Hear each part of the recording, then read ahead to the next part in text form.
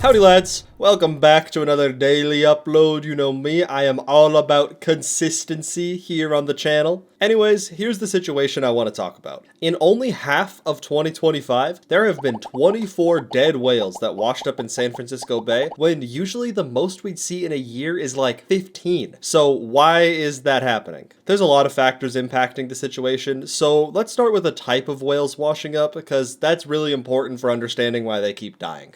Of the 24 whales that took a trip to the pearly gates on these frigid, Friskian shores, there were 21 gray whales, 1 minke whale, and 2 mystery whales scientists couldn't identify. Which kind of seems weird. I was always under the impression you could just give whales a glance and go, yep, that one's gray, it's a gray whale. Oh, this one's big? Probably a blue whale. Easy. They should put me out there. Since the mystery whales are also probably gray whales, let's just ignore the minke whale for now and come back to it in the autopsy section, because that one is a weird case. But the fact that so many are gray whales helps us figure out the more specific reason they keep kicking the metaphorical whale bucket here. And to understand what's happening, we need to do a quick lesson on gray whales. Gray whales, also known as devilfish, because they get really mad when harpooned, which I love the phrasing of, by the way. It just makes it sound like they're being dramatic over getting impaled multiple times and subsequently slaughtered. Like, oh brother, get a load of this guy. Never stops complaining. Anyways, their drama didn't stop them from getting hunted to near extinction in the 1930s, when some laws were passed to prevent overhunting and make their habitats generally safer. From that point on, gray whales actually started increasing in population, and they were removed from the endangered species list in 1994. Physically, these bad boys grow to around 45 feet or 14 meters long and weigh around 90,000 pounds or 41,000 kilograms, which makes them a very normal-sized whale. They live along both the west coast of the States and the east coast of Asia, and are divided into 2 stocks on each side that rarely ever cross over. They're very segregationist whales in this way. They're also both baleen whales and bottom feeders, so in order to eat, they kind of just drag their mouth along the ground and get a bunch of dirt, then they filter out any of the little guys they caught and eat them. During summer, they go to the Arctic to eat a ton of food, then come wintertime they go south to breed and spawn. During their travels south, it's actually not uncommon for them to forego eating for months at a time, and sometimes they don't eat at all until they go back up north. Despite being bottom feeders,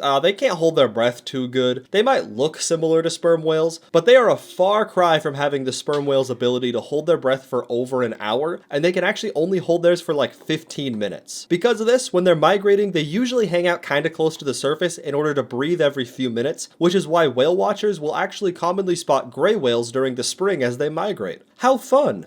Unfortunately, their need to breathe, combined with their gray color blending into the water, makes it real easy for a wayward sailor to ram his foolhardy sea vessel right into a whale coming up to breathe, which also happens to be how a lot of these San Francisco whales died. Of the 24 whales that died, we know for certain that 8 got hit by boats roadkill style, with many being so damaged or decomposed at the time of autopsy, the cause couldn't be identified. It's kinda hard to get a team out quickly to analyze a whale carcass. They wash up in random areas, and they often rely on random passerby just giving them a call like, hey, there's a fucking whale on the beach, can you make it go away? By the time they get to the body, a hefty amount of time has passed, allowing a ton of animals like bugs or seagulls to have already had their go at its delectable rotting organs, making proper analysis impossible. So, in all likelihood, quite a few more were also victims of the Industrial Revolution and its consequences, but they were just too rotten to say for sure. However, one trend was even more consistent, and that was malnutrition. A lot of the dead whales showed signs of starvation like thin blubber, signaling a likely issue in their food supply. Now lads, let's put our thinking caps on. What global event do we think could be affecting food supplies in the Arctic? Well, if you said global warming, you'd be a liberal.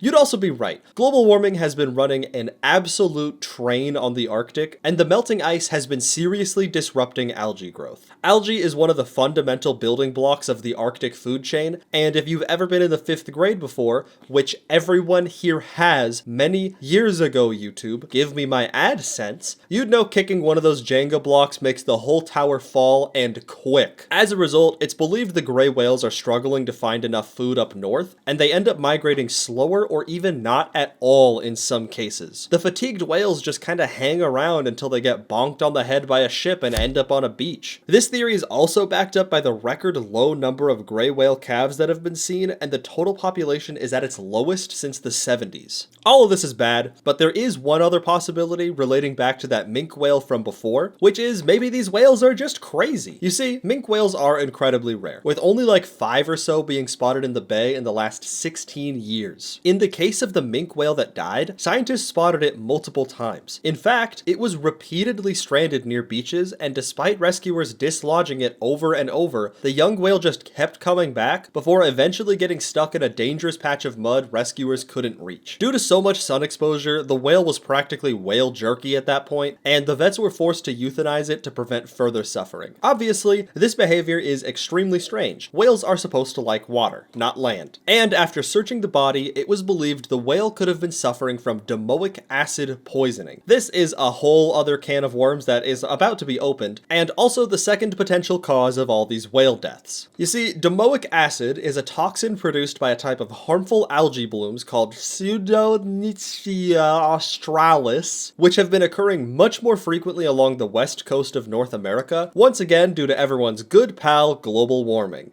This stuff thrives in warmer waters, so as waters get warmer from global warming, the algae does better. I don't think you needed me to spell that out for you, but here we are. Fish or shellfish that are exposed to the toxin become infected, and upon ingesting them, animals get sick. Usually, the symptoms include disorientation, fatigue, seizures, or even heart failure. So, pretty gnarly stuff. These symptoms have actually been seen relatively frequently in sea lions, but it can absolutely happen to whales if given the right quantity of acid. And this is effectively the alternate explanation. If these whales end up eating infected crustaceans or other whale food, it would explain why they seem disoriented and kind of whamming into boats without much reason. It would also explain the weirder migration patterns. Brain damage generally hurts cognitive function. Who knew? And they'd probably be ingesting more of this stuff if they start searching for food further south, say around the west coast where the algae blooms are more prevalent. Oh, also in case you're wondering, the other stock of gray whales that live along East Asia aren't doing so hot themselves, and their numbers have declined significantly over the course of the last decade. They have the exact same problem. More harmful algae blooms towards the equator, less food, more dead whales washing up on shore. I'm gonna be honest, I just put San Francisco in the title because it sounds more interesting. There aren't actually that many extra whales dying there relative to other migrational areas. There are only really a couple extra deaths due to how much additional shipping traffic goes through the Bay Area, but you're this far in, so my ploy was a success and I've tricked you into learning about cool whale facts.